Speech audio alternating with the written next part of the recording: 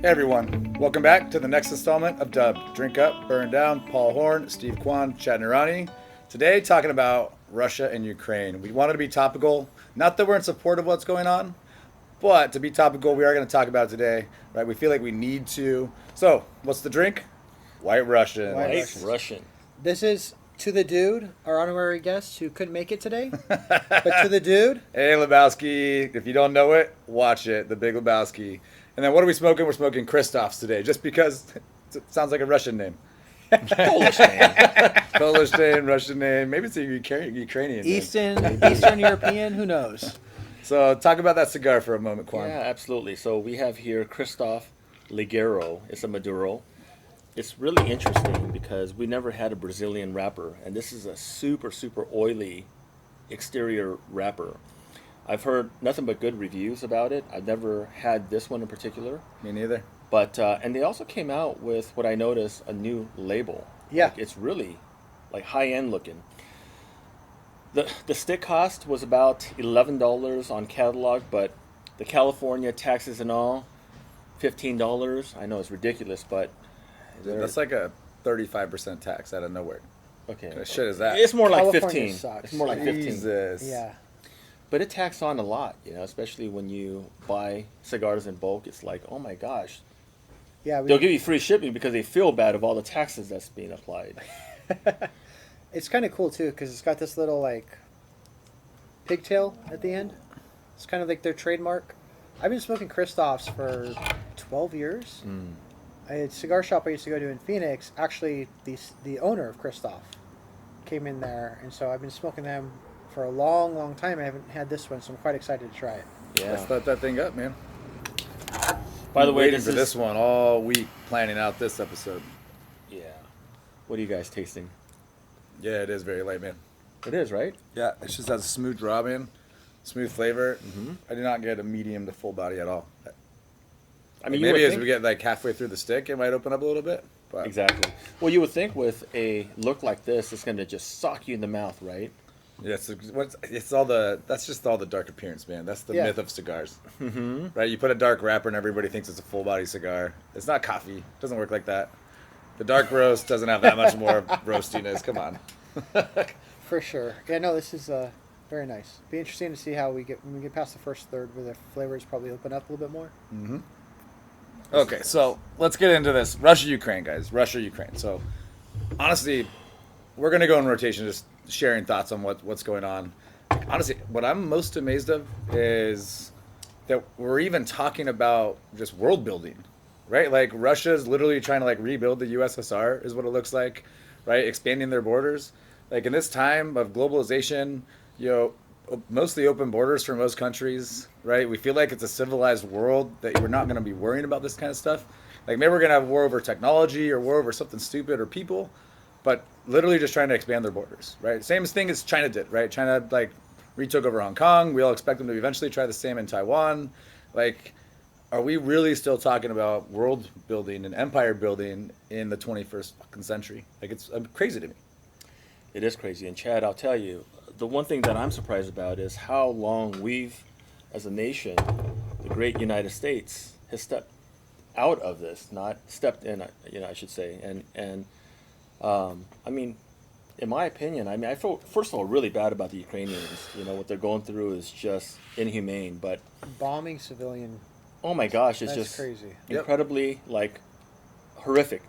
As far as Putin is concerned, my concern is that he's not going to stop at just conquering Ukraine. He is, he's declaring, modern time manifest destiny in terms of his approach to reunite the Soviet Union. So there's 15 sovereign states that's no longer the Soviet Union. 3 of them happens to be a NATO ally, which means that we're going to be in war anyways. My 2 cents, guys, we're going to be in the war. Why not keep him from conquering Ukraine? Just saying.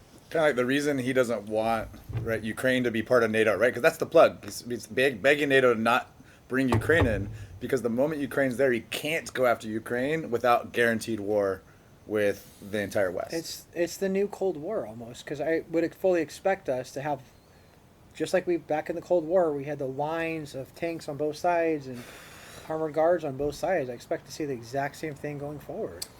The one thing that I will tell you is Putin is screwed because the Russian people is not expecting him to demolish the country. They want it back, but they want it back in one piece, and he's destroying it because he can't control how he's conquering it. It's just a matter of time, and mark my words, before the Russian people start to see all the devastation, and they're going to say, listen, it's not worth taking back. We don't want to just take back dirt. We want to take back what was sort of, united. And it's also been mostly open border policy. Like, there's a bunch of Russians living in Ukraine. families, right? Families on both sides, like across the entire region. Like, it's crazy. He's out bombing, and you say it's all military installments and whatnot. That's just, there's no way that's the case. There's no way it stays that way. It's horrible. Yeah, it's rough, man. And we got the economic sanctions. First thing I do want to say is Putin, thank you for ending COVID. Do appreciate that. This is not a COVID episode, asshole. No, all right, COVID time. Fine. Democrats, I know you've got your midterms coming up. Thank you for ending COVID. I can salute to that.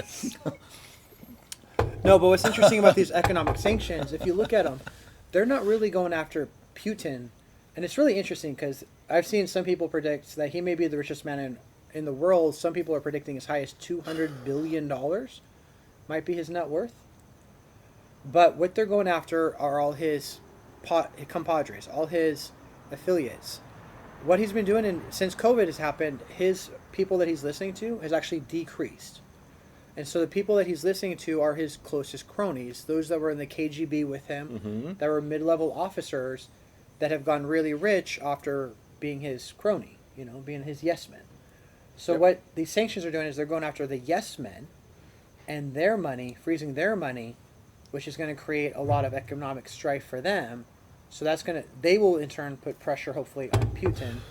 And so we may see a revolution from within if we see the combination of that combined with uprising of the people there. That may be Putin's own demise. We'll see how far those sanctions actually go because unfortunately they are less reliant on the petrodollar. Yep. So, there's agreements with China in place. They've stocked up on gold reserves.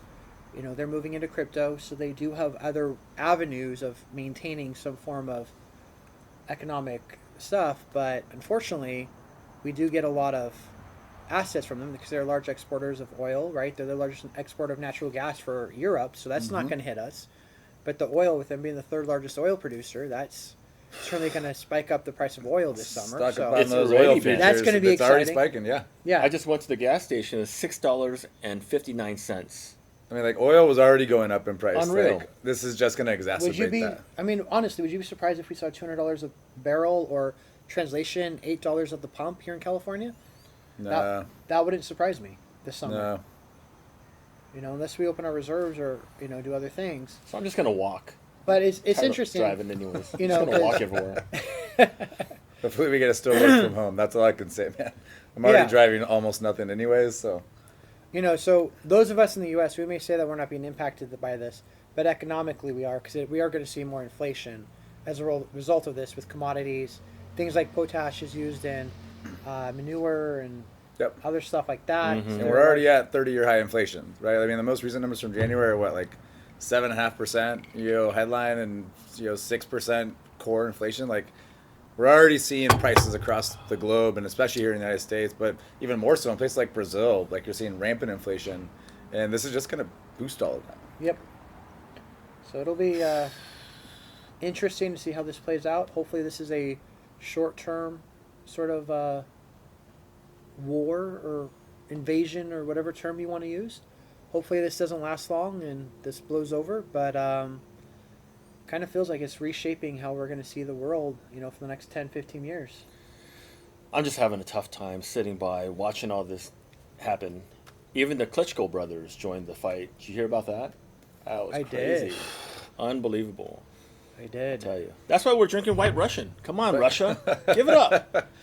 I mean, it's nuts, guys. Like, you see it across the globe, too. Like, there's internment camps in China, right? Who would ever thought we're going to see internment camps return, right? And you see internment camps for the Uyghurs in China. Didn't he get kicked off the Celtics for bringing attention to that? Cigar, Cigar, I'm blanking on the guy's name. I forget the name, but Yeah, like it's nuts that's a thing, right? Not to mention all the stuff we've had here in the United States, right? Just even at the beginning of the COVID pandemic, right? At the end of the day, we had all this kind of stuff in Minneapolis and whatnot going on here. So, like, just it seems like we're just reliving like 30 and 40 years ago. Honestly, I think we all need to find a boomer and talk with them because they went through the Cold War, so they grew up with the drills. So, probably might be a good idea to talk with one of them and get a feel for what we can expect for the next 10 years or so. So glad you didn't point at me.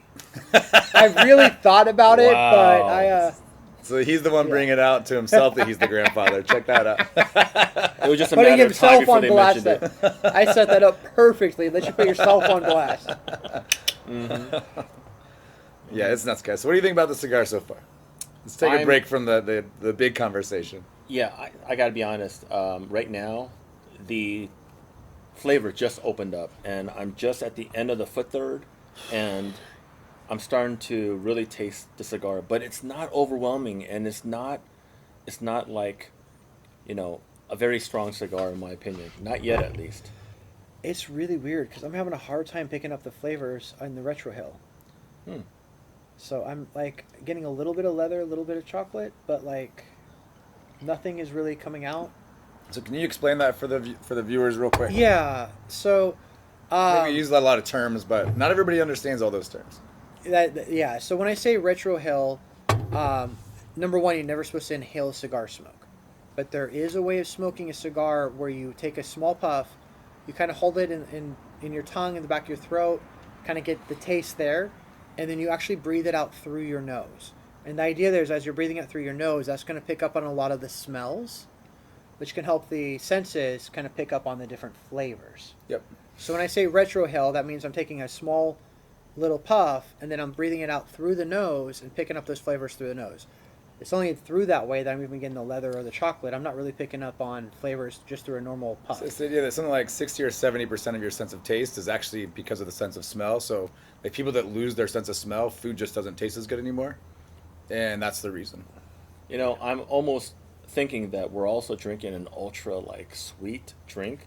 Maybe that's countering it. If we had bourbon or if we had scotch, would this taste any different? That's I a don't good know. point. This may be our first kind of bad pairing, maybe?